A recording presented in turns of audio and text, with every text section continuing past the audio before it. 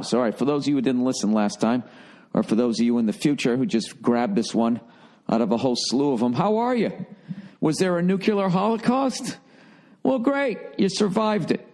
Are you in your bunker? How many more cans of beans can you eat, you cunt? What's it like living in a world without ESPN? Da-da-da, boo-doo-boop. Oh, you know what? If you're actually in a bunker right now in the future and you're listening to me, I should probably be a little more positive, right? Okay, just what makes that little old ant think he can survive a meltdown from a nuclear plant? Everyone knows he's got sores all over his fucking face because he went outside. He didn't stay underground. That's why you'll be in that.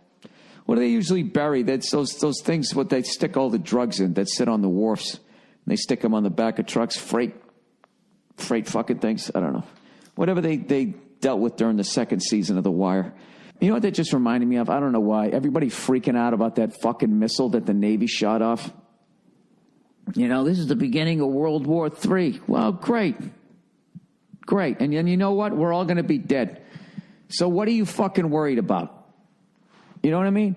I would be much more worried if somebody released one Cobra into the fucking Los Angeles area, and I knew that it was somewhere in the hills where I hiked. If there was one Cobra there, I would be way more fucking nervous. Like if they said right now, we have a special news flash, China has just shot a bunch of nuclear weapons. They will be here in 6 minutes, so get your affairs in order. I would go over to the fridge, and I'd get out a pint of ice cream, and I'd sit there, you know? You know, like a little kid sits in a big chair and he kicks his legs up and down like a scissor. That's what I would do. Oh, boy, I'm going to get vaporized. I'm getting what everybody wants, a painless death. That's what you're looking at when you see the nuclear weapons.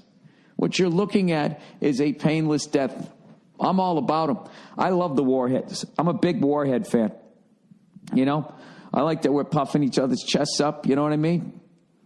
China's, you know, we're like, why I oughta? You know, and China's like, why we oughta? And then Korea's like, hey, what about us? We still count, right? I don't give a fuck. I really don't. You know, I'm a grizzled vet of this shit.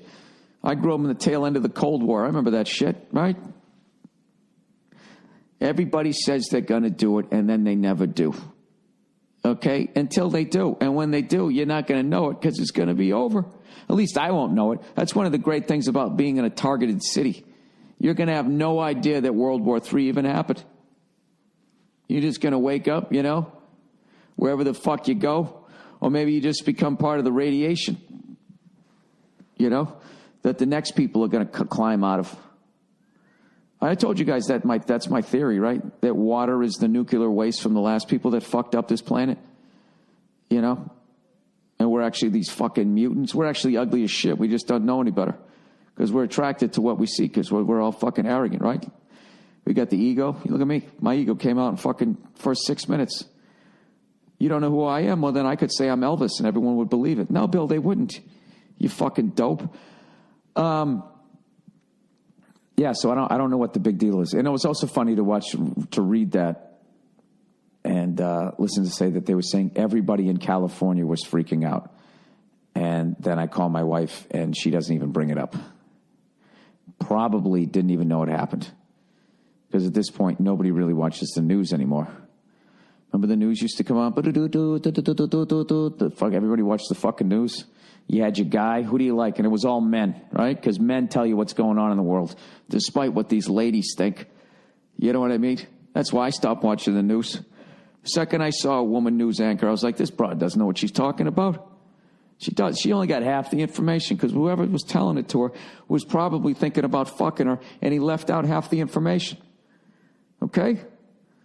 That's the problem with female news anchors, and I've been saying it for years. And you can hide behind your sexist, he's a sexist comment. All right? There's not an ounce of comedy in this right now. I'm just trying to give bloggers an easy week. I am dead serious. You know, I don't even know. Does Connie Chung still do it? You know what's funny was Connie Chung did the Real News, and then her husband was doing that. What was that fucking show? Was it Hard Copy? And he had that sounded like a fucking mat. What's that thing behind the door stopper? Remember that thing you played with before there was the internet? And you just sit there for hours going...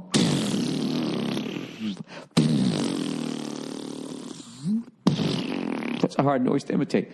You just sit there fucking with that, right? He was on a show that was the sound effect as they went into every story.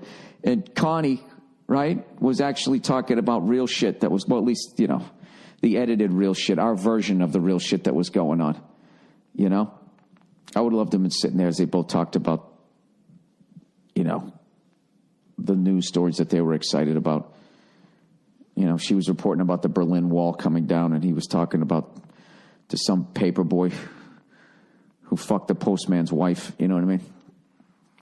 I don't know. I guess I just find relationships interesting.